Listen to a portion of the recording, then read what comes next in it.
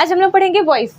ठीक है, वॉइस का मतलब क्या होता है? आवाज़ को बोलते हैं ना। वॉइस का एक मीनिंग क्या होता है? आवाज़। और आज हम लोग पढ़ रहे हैं इंग्लिश ग्रामर। जैसे वॉइस का मतलब आवाज़ होता है ना, वैसे ही किसी भी सेंटेंस को बोलने के दो तरीके होते हैं। ठीक है, किसी भी सेंटेंस को हम दो तरीके से बोल सकते हैं। कैसे बोल सकते हैं? जैसे कि मैं बोलती हूँ कि I write a letter. I write a letter, इसका मतलब क्या होता है? मैं पत्र लिखती हूँ। I write a letter. अगर मैं इसको बोलूँ कि पत्र मेरे द्वारा लिखा जाता है, क्या सेंटेंस का कोई मीनिंग चेंज हुआ? मैं पत्र लिखती हूँ और पत्र मेरे द्वारा लिखा जाता है। पत्र लिखने का काम हो रहा है, दोनों में वही काम हो रहा है, मीनिंग तो चेंज नहीं हो रहा है, लेकिन बोलने का तरीका चेंज हो रहा है। ठीक है, हमारी आवाज़ चेंज नहीं हो रही है, आवाज़ जो वही है, लेकिन तरीका, बोलने का जो तरीका है वो चेंज हो रहा है। इसलिए इस ग्रामर को जो है ना टॉपिक, इसको नाम दिया गया वॉइस। ठीक है, तो यहाँ पर हम लोग को वही सीखना है। इसको हम बोलते हैं एक्टिव वॉइस। एक्टिव वॉइस मतलब जो इंसान इस काम को कर रहा है ना, उसकी एक्टिवनेस दिख रही है इसमें। आई राइट अ लेटर, मैं पत्र लिखती हूँ। ठीक है, तो यहाँ पे एक्टिव कौन है? मैं। ठीक, तो ये एक्टिव तरीके से बोला जा रहा है ना। कौन इंपॉर्टेंट है यहाँ पे? जो सब्जेक्ट करने वाला है उसको इंपॉर्टेंस दी जा रही है, मैं पत्र लिखती हूँ। लेकिन अगर मैं इसको ऐसा बोलूँ, a letter is written by me. क्या बोलूँ? A letter is written by me. इसका मतलब होता है कि पत्र मेरे द्वारा लिखा जाता है। A letter is written by me. तो यहाँ पर इसको क्या बोलते हैं हम? Passive voice. पैसिव वॉइस क्यों बोलते हैं? यहाँ पे जो काम करने वाला था ना, उसको उतनी इंपॉर्टेंस नहीं दे रहे हम लोग। ठीक है, यहाँ पे किसको इंपॉर्टेंस दे रहे हैं? पत्र को। पत्र मेरे द्वारा लिखा जाता है। ठीक है, यहाँ पे जो ऑब्जेक्ट है ना उसको इंपॉर्टेंस दी जा रही है। तो यही होता है पैसिव। पैसिव तरीके से किसी चीज को बोलना। तो आज हम ना यही सीखेंगे। ठीक है, तो मैंने ना एक सिंपल सा सेंटेंस लिया था। ये कौन सा सेंटेंस है बताइए? प्रेजेंट सिंपल का सेंटेंस है। यहाँ पे सब्जेक्ट है और वर्ब की फर्स्ट फॉर्म है ना। ये प्रेजेंट सिंपल का सेंटेंस है और मैंने इसको चेंज कैसे किया है? A letter is written by me. ठीक है, तो यहाँ पे कुछ रूल्स हम पढ़ेंगे। टेंस के रूल्स क्लियर हैं, तो आप वॉइस के रूल्स आराम से समझ जाओगे। सबको टेंस क्लियर है ना? ठीक, स्ट्रक्चर पे आते हैं। सबसे पहले मैं लेती हूँ प्रेजेंट सिंपल। क्या लूँगी मैं सबसे पहले? Present simple tense.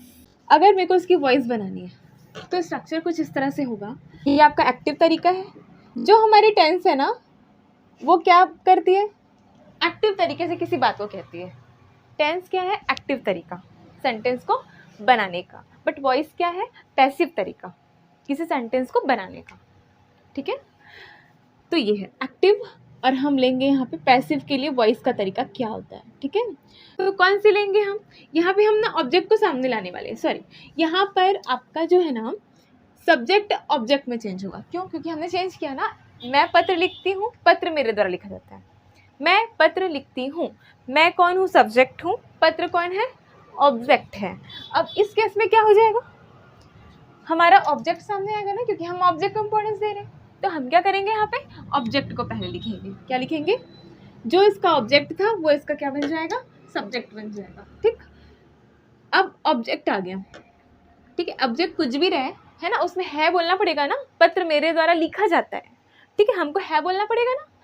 तो वो है बोलने के लिए हमारा क्या लगता है इंग्लिश में? Is am are. है बोलने के लिए इज एम आर लगता है। प्रेजेंट की हेल्पिंग वर्ब है इज एम आर।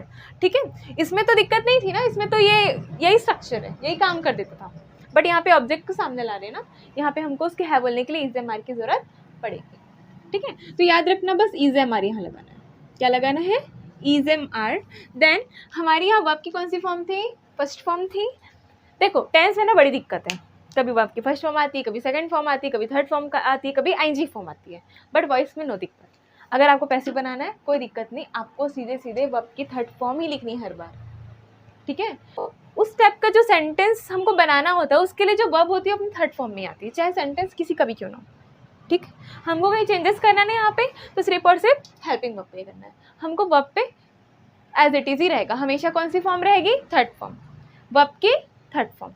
तो याद रखना इज एम आर हमने इसको देख के लगाया क्योंकि प्रेजेंट सिंपल था। अब हम यहाँ पे क्या लेंगे? वर्ब की थर्ड फॉर्म, देन आपका बाय, उसके बाद आपका जो भी सब्जेक्ट था, ठीक है, वो आ जाएगा यहाँ पे।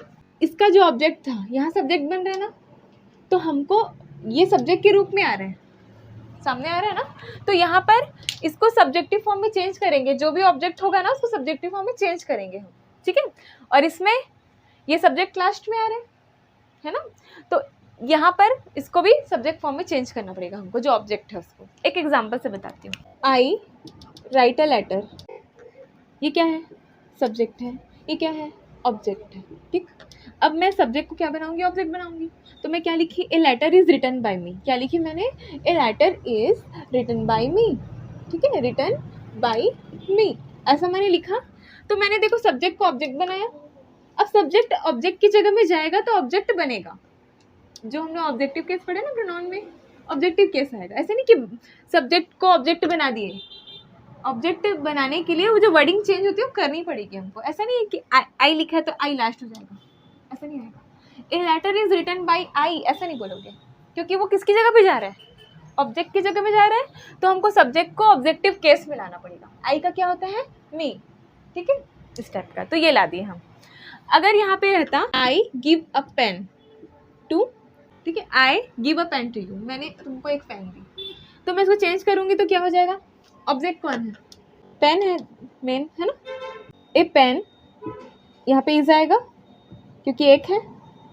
ए pen is given by me, ठीक है, मी टू यू, ठीक है, ऐसा हुआ। देखो मेन ऑब्जेक्ट ये था, मैंने तुमको पेन दी, ठीक है, मेन ऑब्जेक्ट कौन था, पेन थी, ठीक है, ये ध्यान रखना। टू यू नहीं ऑब्जेक्ट, मैंने तुमको पेन दी। मेन काम क्या लग रहा है यहाँ पे, देखो देखो इस सेंटेंस को समझना, मैंने तुमको पेन दी, ठीक है।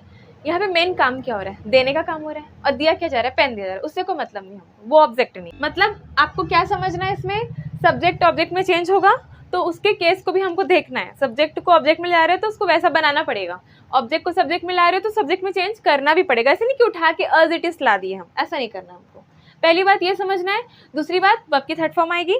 तीसरी बात इसमें सिर्फ और सिर्फ हेल्पिंग वर्ब का खेल है, हेल्पिंग वर्ब को चेंज करना और कुछ भी नहीं करना है, ठीक। लास्ट में बाई लगेगा ऑब्जेक्ट के पहले, क्योंकि द्वारा बोला जा रहा है, हर जगह नहीं लगेगा, जहाँ बोलने की जरूरत है ना वहीं लगेगा, वो भी देखना, ठीक है, आगे पता चलेगा आप लोग। अब हम आते हैं पास्ट सिंपल में, किस में आएंगे, पास्ट सिंपल। इसमें हमको अब स्ट्रक्चर को देखना है। क्या होता है पास्ट सिंपल का स्ट्रक्चर, सब्जेक्ट प्लस वर्ब की सेकेंड फॉर्म देन ऑब्जेक्ट, ये होता है, ठीक है। अब हम इसको किस में चेंज करेंगे, पैसिव में, है ना। तो वॉइस का स्ट्रक्चर क्या होगा, ऑब्जेक्ट हो जाएगा, ये सब्जेक्ट ऑब्जेक्ट में चेंज होगा। तो यहाँ पे हम ऑब्जेक्ट लिखेंगे। पास्ट की हेल्पिंग वर्ब क्या होती है, वॉज वर, था थे बोलने के लिए वॉज वर चाहिए होता हमको, तो हम क्या लगाएंगे यहाँ पे, वॉज वर प्लस V3, है ना, कोई सोचने की जरूरत ही नहीं है, कुछ भी रहे इधर, हमको कोई मतलब नहीं उससे। बाय देन आपको यहाँ पे जो सब्जेक्ट है, सब्जेक्ट ऑब्जेक्ट की जगह में आ जाएगा विथ केस, चेंज करके लाना है। अब हम आते हैं फ्यूचर सिंपल में। क्या होता है इसका स्ट्रक्चर, क्या होता है इसका स्ट्रक्चर, पैसिव में करना चेंज, ठीक। क्या करेंगे, यहाँ पे इसको ऑब्जेक्ट बना देंगे। देन अब यहाँ तो पहले से हेल्पिंग वर्ब है ना, तो उसको नाराज नहीं करेंगे, उसको रखेंगे वहाँ पे, ठीक है ना। ऐसे नहीं कि दूसरी ले लिए, ये इसी की है तो इसी की ची रहेगी, है ना, उससे कोई दिक्कत नहीं हमको। लेकिन हमको कुछ ऐड करना है ना, हमको पैसिव बनाना है, ठीक है। तो याद रखना शैल विल के साथ आपको बी ऐड करना है। क्या ऐड करना है, बी। शैल विल के बाद क्या ऐड कर देंगे हम, बी, देन वर्ब की थर्ड फॉर्म, देन आपका क्या आएगा, सब्जेक्ट। चलो एक एक सेंटेंस लेती हूँ मैं और चेंज करके, ठीक है, तो और क्लियर हो जाएगा। तीनों का एक एक लेगा। आई प्ले फुटबॉल, ये एक्टिव में है, मैं फुटबॉल खेलती हूँ, आई प्ले फुटबॉल। इसका पैसिव बनाना है, क्या करना पड़ेगा, हमको फुटबॉल को सामने लाना पड़ेगा, ठीक है। किसको सामने लाना पड़ेगा, फुटबॉल को, क्योंकि वो हमारा ऑब्जेक्ट है। ऑब्जेक्ट किसमें से चेंज हो जाएगा, सब्जेक्ट में चेंज हो जाएगा, तो फुटबॉल। अब हमको क्या लगानी पड़ेगी यहाँ पे, इज एम आर में से कुछ है, फुटबॉल जो कि सिंगुलर है ना, तो हम क्या लगाएंगे यहाँ पे, इज। फुटबॉल इज अब प्ले, प्ले है, प्ले, प्ले की थर्ड फॉर्म प्लेड होती है, ठीक है। तो फुटबॉल इज प्लेड बाय मी, क्योंकि यहाँ पे बाय लगाना था हमको। और सब्जेक्ट, सब्जेक्ट क्या है, आई है, आई का क्या हो जाएगा, मी। ऑब्जेक्टिव केस आई का क्या होता है, मी होता है। तो I play football, football is played by me, ये आपका वॉइस हो गई प्रेजेंट सिंपल। नेक्स्ट लेते हैं, मैं इंग्लिश बोली, आई स्पोक इंग्लिश। यहाँ पे क्या हो जाएगा, हमारा ऑब्जेक्ट है इंग्लिश, तो यहाँ पे क्या आ जाएगा, इंग्लिश इज। अब हमको क्या करना है, देखना है इसको, है ना, वॉज वर्ड चाहिए, सेकंड फॉर्म है, तो हम क्या लेंगे, वॉज वर्ड लेंगे, ठीक है। तो इंग्लिश इज, नॉट इज, क्या आएगा, वॉज, इंग्लिश वॉज, क्योंकि इंग्लिश क्या है, सिंगुलर, सिंगुलर प्लूरल होता ही नहीं ना, ये तो भाषा है, ठीक है ना, प्रॉपर नेम है ये, ठीक है, सिंगुलर प्लूरल कुछ नहीं है, तो वॉज ही चलेगा, ठीक है। तो इंग्लिश वॉज क्या आ जाएगा, third form, speak, spoke, spoken, spoken English, है ना, बोली जाने वाली इंग्लिश।